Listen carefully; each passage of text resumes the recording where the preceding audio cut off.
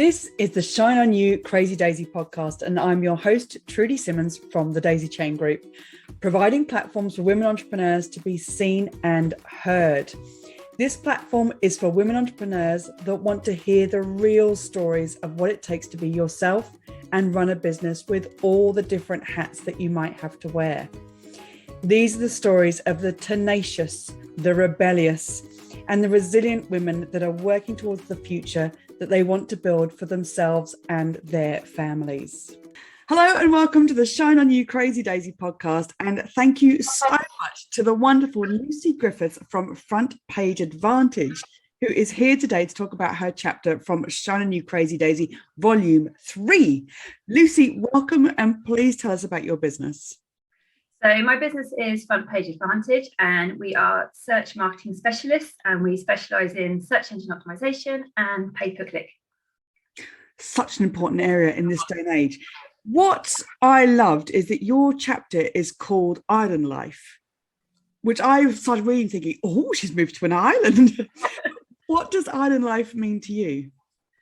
In the chapter I explain about how when I was in my full-time job, I was having my annual appraisal, and my line manager said to me that after giving me all the compliments about what a nice customer account manager I was, how I kept my customers for long periods of time, he then told me that I was a bit like an island, and I was like living on a Lucy Island where if it was a fee-paying client from outside the business, I was quite happy to liaise with them, talk to them.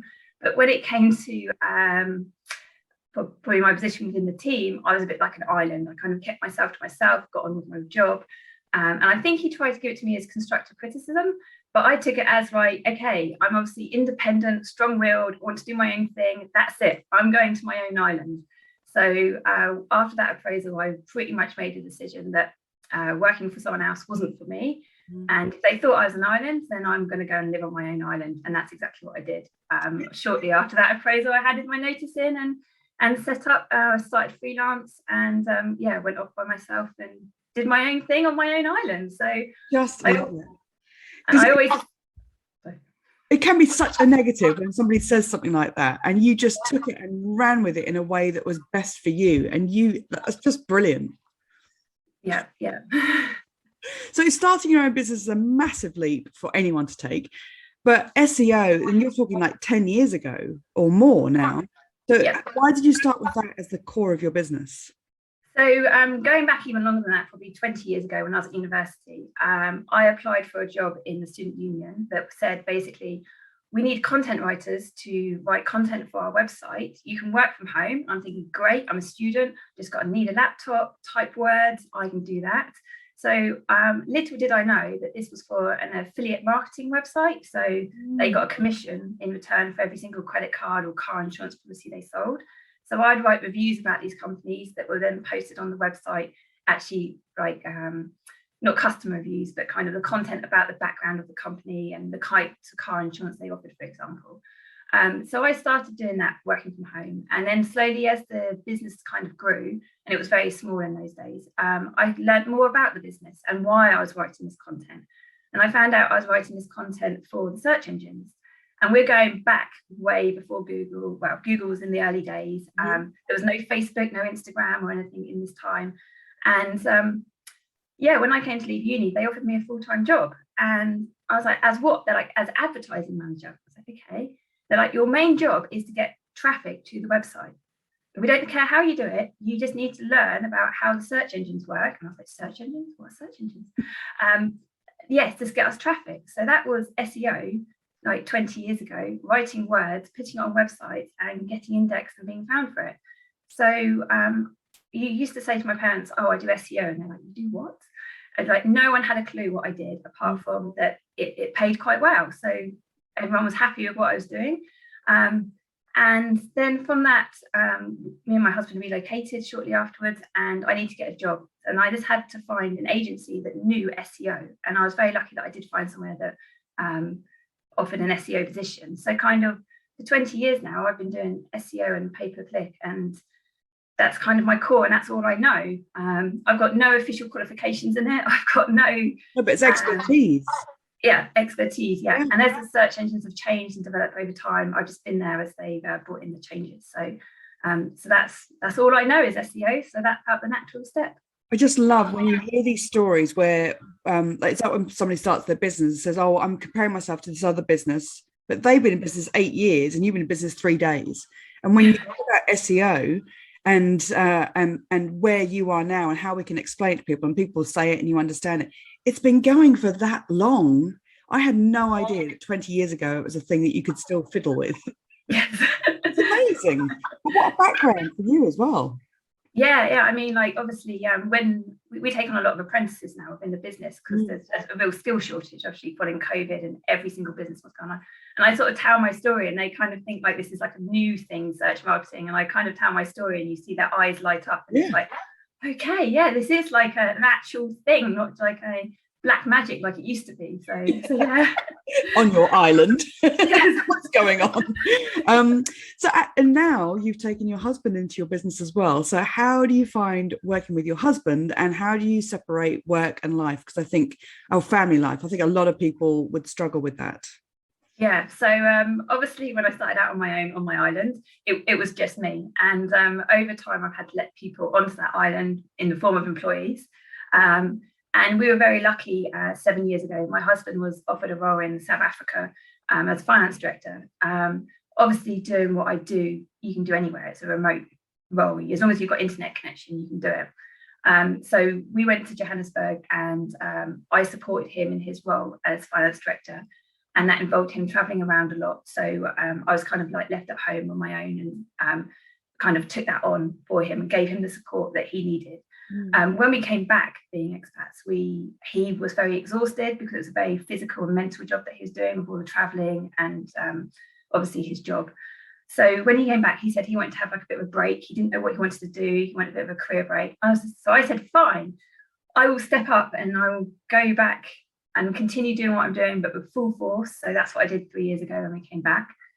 After about 9 months, his expertise and his management and corporate training, he could see that there were ways in which the business could be improved.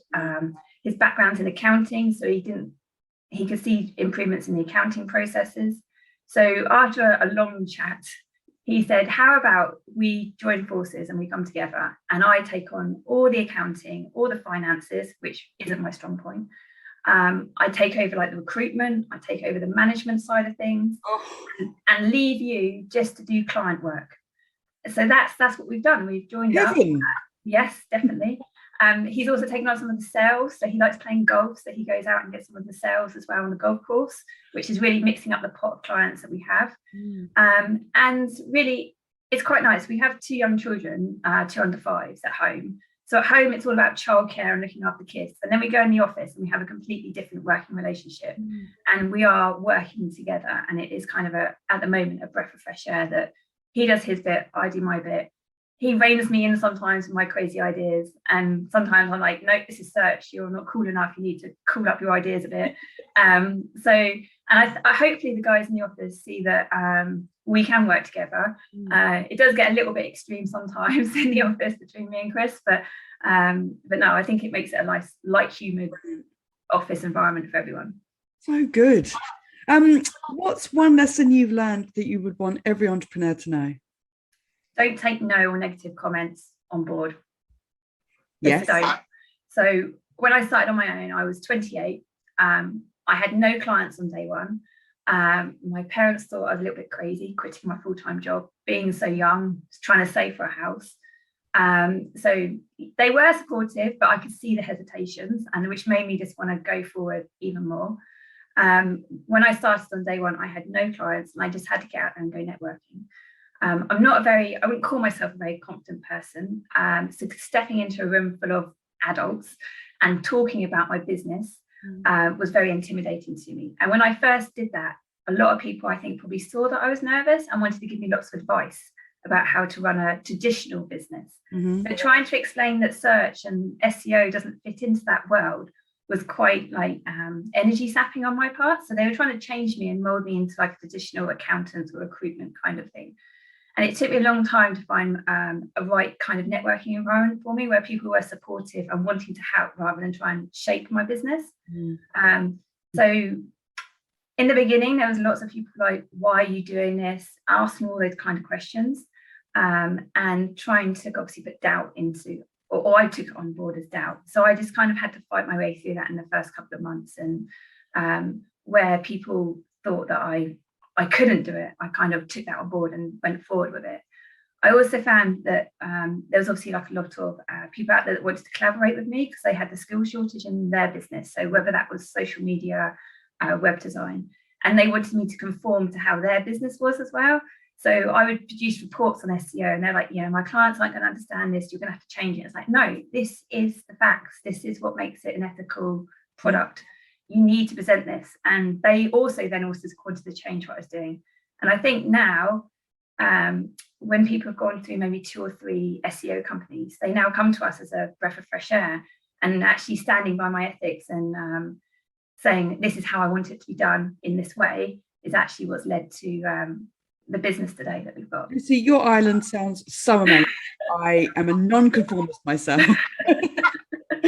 Saying no, and honestly, negative comments, it's really easy to say don't take them on. It's that thing of, if you're going to take them on, then either like feel them and let them go, or use them as fuel to your fire. And that is what you have done so brilliantly and explained so brilliantly. Thank you. What's your favorite piece of business software? So I get quite passionately involved in my clients' work, and I like to see them succeed. And I quite often feel like I'm part of their business, even though they're just paying me as a kind of like contractor. So I kind of get involved too much sometimes in their websites. So I needed a piece of software that Chris found that kind of reined me in and let me realize where I was spending too much time. And we use a piece of software called Clockify, which basically allows me to put all my clients in, and the team do it as well. And I must say, the team that work for me get as much emotionally involved as what I do in the client work. And we're able to put all the clients in and how many hours we spent on each client. And at the end of the month, we have these lovely reports that shows us where we spent too much time and where we've done the right amount of time. So that allows us to obviously refine our processes and obviously make sure that we are doing what we should be doing on our clients, not doing too much work. Yeah, no, Clockify. I think that's a brilliant thing to have in any business as well, because you can see where you're doing too much admin time or too much flapping on social media, or it's really brilliant. I've never heard of it, so I love that. Lucy, this has been an absolute pleasure. Thank you so much for being involved in the book, which is coming out at the end of November, and good luck with everything. Keep going. Thank you. Thank you so much for watching the Shine On You Crazy Daisy podcast. If you've liked what you've seen today, then please make sure that you click the subscribe button to this channel to see more inspiration and motivation as more of these stories keep coming out. And if you want even more, click on the link below this video and go and have a look at the series of books, Shine On You Crazy Daisy, and get even more inspiration and motivation for you and your business.